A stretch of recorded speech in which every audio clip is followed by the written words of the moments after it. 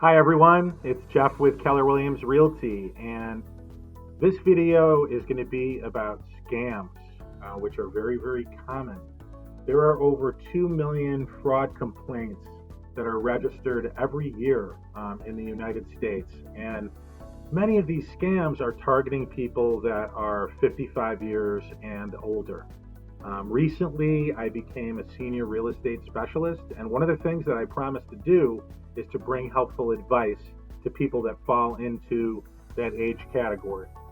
As seniors, oftentimes seniors can be more vulnerable, and that's why the bad actors out there target seniors. So there are many scams that take place. A lot of them are done by telephone. A lot of them are also done, obviously, online. There's vaccine scams, there's COVID-19 scams, there are grandparent scams, there are sweepstakes scams, there are even real estate scams, and real estate is what I do. So I find that to be particularly interesting and disturbing at the same time. But anyway, I can't go in depth as to what the components are of these scams because you would be signing off a long time before I got through all the details. So I'm going to share with you 5 tips to help avoid scams.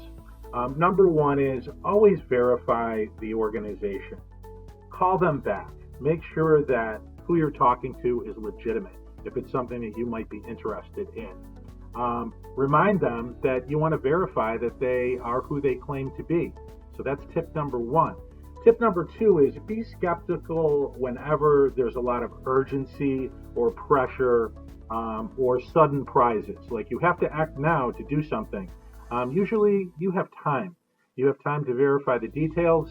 If it's legitimate, you shouldn't be rushed into doing anything. Tip number 3 is keep your social media accounts private. These people are all out there to get you to buy something, to get your information, and ultimately to get your money. And we do not want to see that happen. So keep your social media accounts private.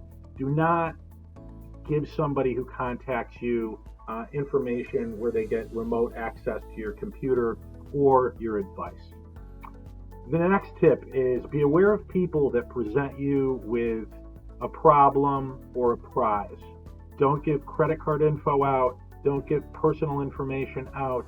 Don't give bank account information out, especially to anybody who's soliciting you with an unwanted or unexpected call.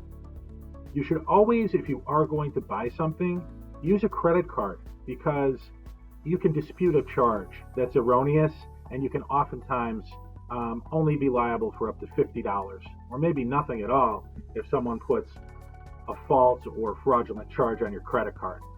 So just try to keep these 5 tips in mind, and I'll give you one bonus tip as well before I say goodbye, and that is to get yourself on the Do Not Call registry.